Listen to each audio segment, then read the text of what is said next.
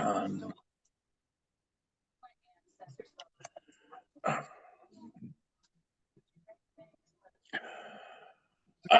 me hearties, and welcome once again to Full Stream Ahead. I be your Captain Charlie, the Professor Esser, and with me as always is me first mate and skinny rich friend. It's Mozz. Welcome, Mozz. So glad you could join us once again. Oh, man. So tonight's episode, in a galaxy far, far away, a galaxy of capes and lunatics, gods and monsters, on Coruscant, a former Imperial finds amnesty in the New Republic. Season 3, Episode 3 of The Mandalorian, Chapter 19, The Convert. But who is the convert, Maz? Our director this week is Lee Isaac Chung. Our writers this week are Noah Clore, of course, the ever-present Jon Favreau, and let me close this ad for Dungeons and Dragons. Who gets our created by credit. Jon Favreau and Noah Clore do both get written by. So you are right. So far, Jon Favreau is at least keeping his hand in writing everything. And George Lucas, he's just sitting on a big old pile of money saying, "Dance, Mandalorians, dance!" He was a little upset that they didn't take his ideas for shows or whatnot, but you know, like it's a new generation. Enjoy, what are you doing? Yeah. Well, the thing is at the end of the day, it's like when Roddenberry would start to pitch stuff in his later years, and it was like, we love you, Gene, but not everything is Green Animal Woman. Right. And that is always the problem when you achieve that greatness early on. You sometimes, I don't want to say you lose your edge, but you move on. And other people who've been That's why you need a Richard Bachman in your life sometimes. When you get too good at something, you need a Richard Bachman in your life. A pseudonym. What is a Richard Bachman? To be a brand new artist, making things that people won't have any expectations of, Yeah. Anyway, so tonight's episode, this is interesting because, of course, this comes out just after, we get rescued from the mines of Mandalore. We're flying back. Everyone's got their helmets on, except for little Grogu, because he can't talk yet. No helmet till you learn to speak. Until you can say, "This is the way." You gotta be showing your naked face to everybody. Right. How embarrassing. Mm. Anyway, they come back to Bo-Katan's planet, feeling quite pleased with themselves.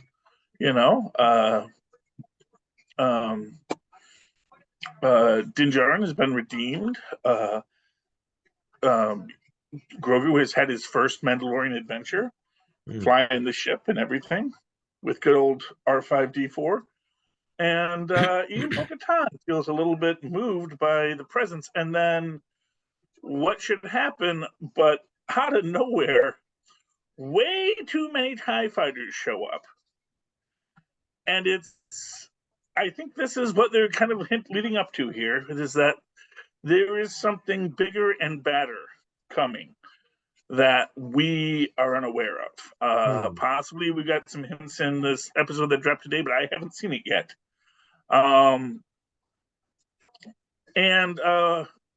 We have in this, or is it coming out tomorrow? I don't know. Either way, I think this is Wednesday, and then Picard is Thursday.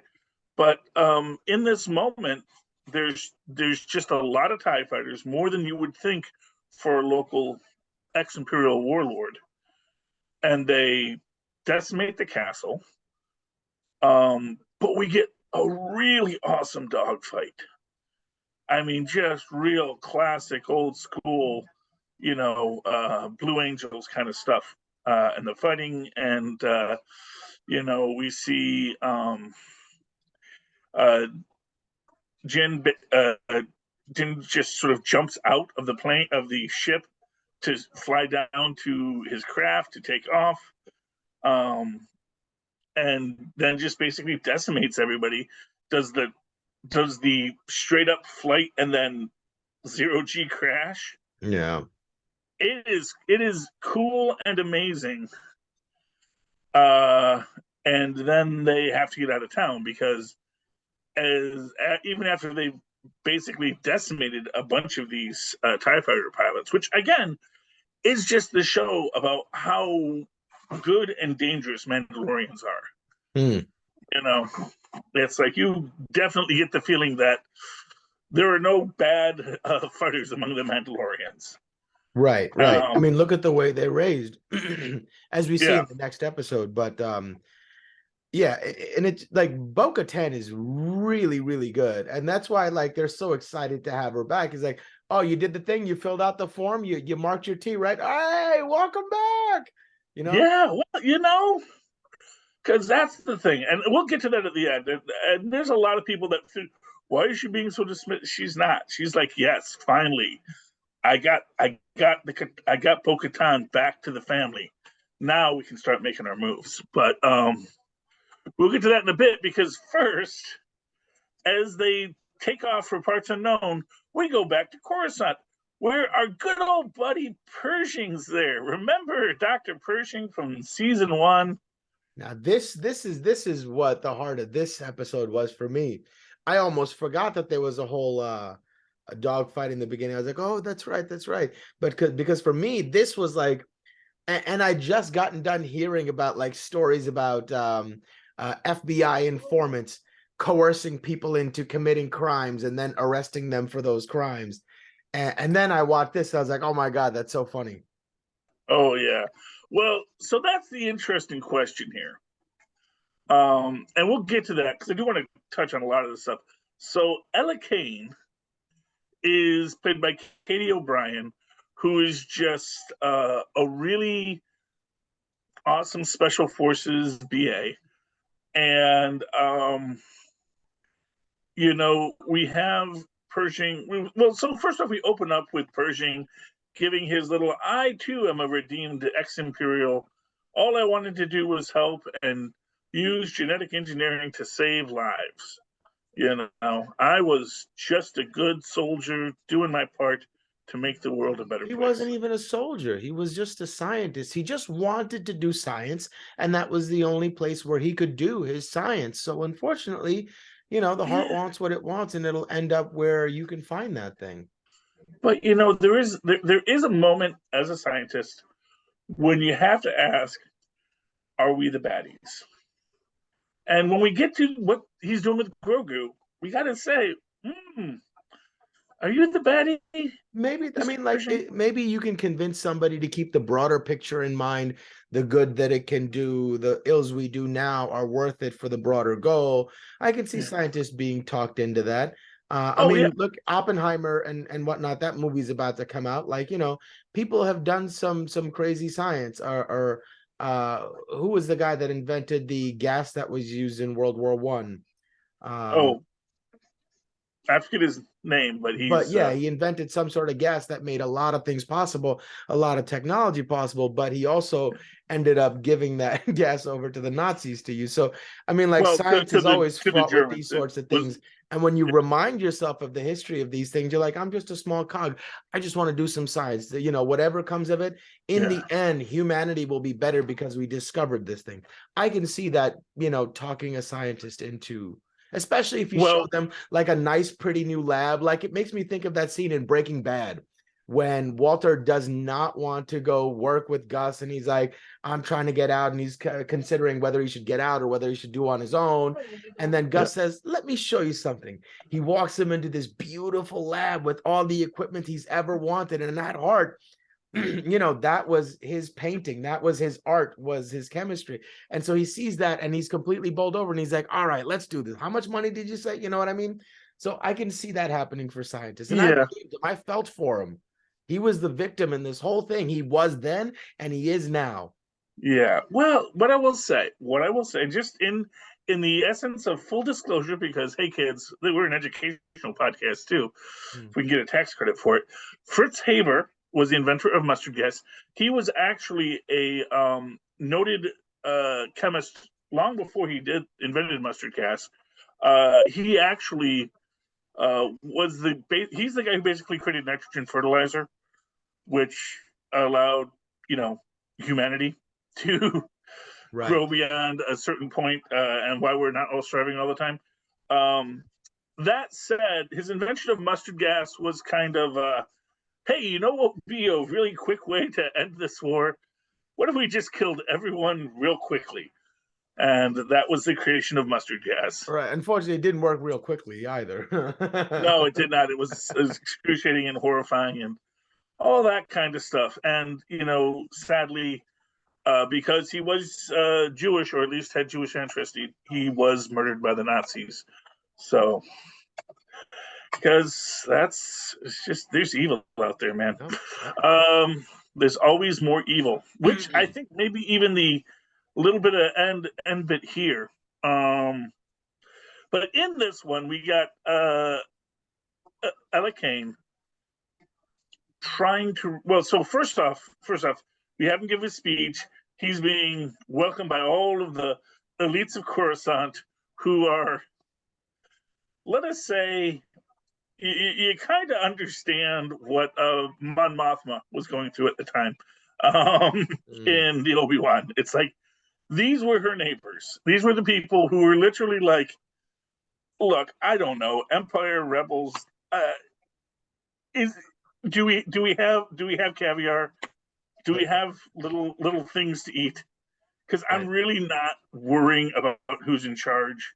Did you say they have little mother of pearl spoons to eat my caviar with? You don't say. Well, that was one of the things he said. I was almost drafted.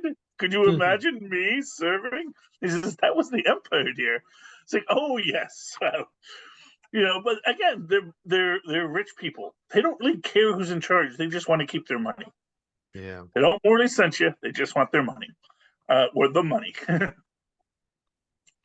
But Pershing's going through it, and he's having his difficulties. His parole officer is a droid. People have said this shows the early failings of the New Republic, that they were too reliant on droids. That they're banning research that could be helpful, but just because it has a thing. That they're decommissioning not only all of the old Imperial fleets, but their own fleet. That they were deciding that they just don't want to, because they were saying, they're going to take out the Rebels Armada too, or they're going to decommission that as well. And at a certain point, you realize, maybe they're going too far the other way. And this poor guy, what a great perspective to have us feel that the shift isn't really a shift, right? This poor guy just wanted to do science. The only place he could do it was with evil people there. And now he's here, and then the only place he can do science is by being bad, because he's surrounded by dumb people. Yeah. Well, and that they're not utilizing his skills the way he would like to. Because that was a thing people pointed out. But like, they're burning books, essentially, is what they're doing. He's surrounded by people who think it's okay to burn knowledge. Yeah. And that's really sad for a person like him. That's really, really sad. Yes. And so I want to get to this, because I don't want to film before I forget, my fan theory here. Ella Kane. Now, maybe there's details on who she is. I'm actually wondering, for those who watch The Bad Batch, if she might be a clone of Omega. If you watch The Bad Batch, there is a character by the name of Omega who's a little girl. But she is, like Boba Fett, like all the clone army, a perfectly engineered clone from the original what's his name? Jango Fett DNA, where they were able to repurpose it. They turned it into a female clone, and that they actually perfected that Omega clone. She does have that look. Exactly. That's what I'm thinking about it. I'm thinking, is this a deep reveal either that this is a clone of Omega, or that this is maybe Omega all grown up and gotten real dark. Because, you know, you see things when you're with the Bad Batch. I don't know. This is my fan theory. I want to get it out there. Yeah, I mean, like, I get the sense that she doesn't entirely feel good about doing it either, right? You know, and that's one of the things. That's what actually made me start thinking when they do pull the heist, and you know, and they're talking about like what was what was your motivation, what made you want to do this, and her statement that I never really had a choice, which really speaks to. I mean, it could speak to people, you know, conscript stormtroopers who were like taken as children, but it also speaks very heavily to the clone troopers who never had a choice. They were never given the chance to not be a trooper. And, you know, and as much as people maybe wanted to try to give Omega the chance, or if she's a clone of Omega, just, you know, they got Omega's DNA and they grew themselves a little Ella Kane, who is the perfect soldier. But I like how it all plays out. How, you know, it starts off with him getting called over to the table with the other crew, you know, and they're all like, "Hey, no, we're not saying we miss the Empire, but you know, what do you miss?" You know, and it's like the travel biscuits. And I do like the fact that this is how you know Ella says she likes the red ones. Everyone else is like, and I get the feeling those are like the liver dog treats, you know. If you ever a little kid and you ever ate a dog treat, you know that like the chicken was not too bad, the beef was okay, but the liver ones, they really hit you hard. Wait, so you've tried them at least 3 times, is what you're saying? When I was a little kid, yeah. Well, okay, I guess. Well, you know, I don't know. Maybe we never had a dog, but yeah, you know. Yeah, I mean, to be fair, I only had a dog when I was grown up. So yeah, when you're a little kid and you have a dog, you're like, well, the dog seems to like it. I want my coat to be shiny. Yes, but yeah. So I definitely think the red ones are for the sociopaths in the group, and but you know what? They probably also were like the ones that had like the highest nutrition and the highest, the highest calorie, just everything you want from a protein bar. That's what the red ones were, and red ones are made with beets and liver. Yeah, pretty much, and that's the kind she likes because she's hardcore, and that's how you know. I like the scene, and I do, man.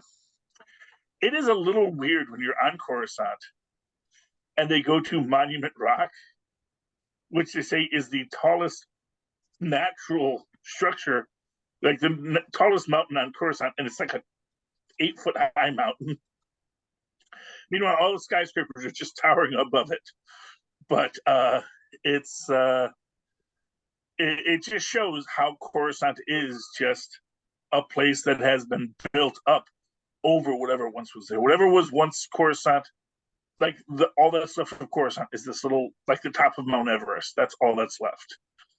Yeah, you got to imagine, like, when society first started getting so bloated, it must have looked like, a bunch of Manhattans everywhere. And then the entire planet was covered by Manhattans. And then that got to be too much. So they had to start building platforms above it to hold other buildings on top of it. So, like, by just happenstance, that becomes the underworld, the sewer, and then there's a shell on top of the entire planet, more so, and then the only place that last little bit of the planet is peeking through is just that little peak. That's kind of beautiful. It is. It's beautiful, but it's also terrifying because it is just that reality. I don't think all that steel came from Coruscant. Oh yeah, that's all pulling in stuff from all kinds of places. Yeah, whatever Kuiper belt there is near there, or maybe there's stuff in gas giants you can harvest. I don't know. I don't know, but it implies a huge colonial power, as always, And that's what it comes back to. Or it's just all the Imperial stuff they've broken down. That's why they're breaking it down. Well, and that's actually a good argument. It's like, no, man, we need you know how much one Death Star costs? You know what we could repurpose a Death Star as? And that's a fair cop. That's a fair cop to say, we could actually take like that Death Star and like build a nice. You could say we could build a school for the underprivileged, but we could also build another high rise for the even wealthier. Right. Um, it's like Dubai building these fake islands in the water, right? That look like palm trees or whole entire countries. Yeah, those are all sinking now too. Hey, and I'm sure the Republic will at some point as well. Yes, well, that's sort of the whole process. It's about trying to figure out how you rebuild from what you were, and then where you go from there. And for what it's worth, there's people have pointed out that the United States went through a very similar issue after the revolution. We had the Articles of Confederation, which was very similar, just a weak central government, no real authority, no real unity between the different planets, or in our case, states. And then eventually before we had a real problem, we actually built America, and then of course had to have a civil war at the end, 100 years later, which caused its own problems, but helped us move beyond just the problems that we had. So, right. But in this moment, we are coming to this place where we have the seduction of Dr. Pershing. We have his pull back to the dark side, And hey, guess what? The dark side has cookies, because at first it's the yellow biscuits. We bring the yellow biscuits, and then, but if you could, they want to do good. They just need help. Yeah. They need someone to help. And this is helping. Yes, this is helping. But that's the thing. And that's the real interesting question here. Is she just there as a honeypot working within the New Republic to say, hey, who can we break? Who can we get to fall back? Or is she actively targeting this guy? Because after they get captured, he gets put in a mind flare. And that's a reference they make earlier in this episode when they're talking about what really happened to Moff Gideon. And, and basically there's those that say he escaped. There are those that say they put him in a mind flare because, clearly that's what the Empire would do. Just basically wipe your brain. Right. And clearly that's also what the Republic would do. Well, we don't know that because don't they do that at least even to the scientist friend of ours? Well, that's the question. Ella Kane does it. Is she doing it on orders from someone? Oh, I don't think she was the one responsible for doing it. She was just the one meant to bring them in. I think she was watching whoever was standing next to her was the one in charge going, do it, do it, do it. And she was just like, man, I can't believe I did this. And that was the look in her eyes. But I think to me, I think she's trying to prove herself to get in people's good graces so she can be in an opportune position to still be of value to the dark side when she's called. Well, yeah. Well, she's definitely trying to be of value to the dark side. Right. So she's trying to prove herself so they know, oh, yeah, she's turning her own people and she must be for the side of good or what they consider good.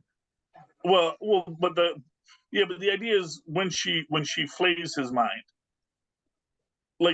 is that because that's to me that's the question: is she flaying his mind? I don't think she's the one responsible.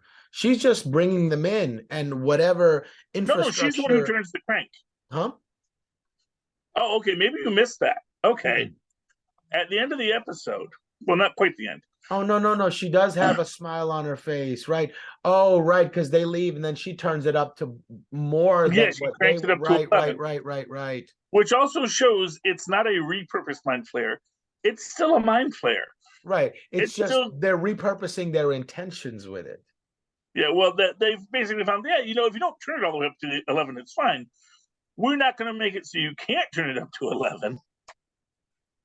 But and that's what we got here is we've got this.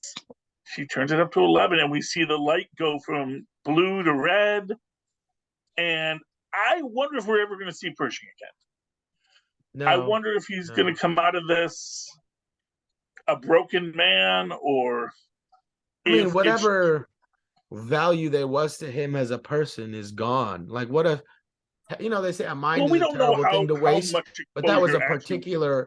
particularly valuable mind to waste. Yeah, well, that's, see, to me that's the question. Did she truly flay his brain? Did she wipe his mind?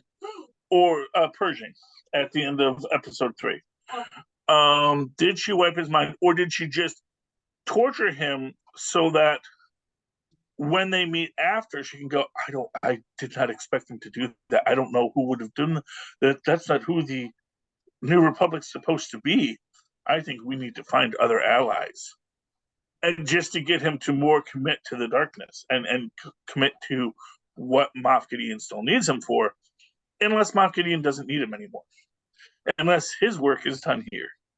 Or she You know, doesn't want his research to fall into the hands of the Republic. yeah. Although I kind of feel like the New Republic was handling that all on their own. It's True. like, you know, Very true. I think what it is that he is possibly, he knew too. It's also possible he just knew too much, and he was already telling them about, oh yes, well, you know, so I was creating these chimera creatures, and you know, I don't know who they were trying to clone so bad, but yeah, you know, so that's that. And that's where we leave Ella and Pershing. If that's the last we see of Pershing, I will be sad. I hope it's not the last we see of Ella. I want to see Ella Yeah. Kane Because back, and just they nailed that, making her evil scene. Like, I can't believe I didn't see it coming, but when she gets that big evil smile on her face, man, it was like I was disappointed, I was sad, I was like, I can't, because I was finding all sorts of reasons to be like, oh, she didn't really want to do this, blah blah blah, and then she gets that smile on her face, and you're like, man, they built a really good villain right there. Exactly. All right, Mozz. But let's finish up this episode with our, after we escape the TIE fighters, we go to that wonderful lost planet of the Mandalorians, where we meet the armorer, who they're a little skeptical when they see their apostate come back and says, I have bathed in the waters. And he's like, yeah, it's real. The waters are there. It all worked. They do the little test and they see that, yes, these are in fact the living waters of Mandalore, you know, because they turn blue. Because they're all full of midichlorians or something. And then the armorer basically says to Bo-Katan, he says, you know, if you've bathed, then you are redeemed. And, you know, keep your hat on, dude. And, you know, and we welcome you back with open arms. And then she turns to Bo-Katan and says, did you bathe as well? He goes like, yeah, you know, I jumped in the water to save his stupid life. And he says, well, have you taken off your helmet since? She's like, no, I didn't. And it's like, well, then you two are redeemed and you are welcome to stay. And it gives Bo-Katan something she did not have, which is a place to be. And a new army to lead if she can take it. So, and that's the, isn't that what she's always wanted, like to actually lead the Mandalorians, right? And yeah, not just like a fractured sect of the Mandalorians, but like the ones that are the orthodoxy, that claim they are from Mandalore and follow the teachings of Mandalore or the ethos of Mandalore.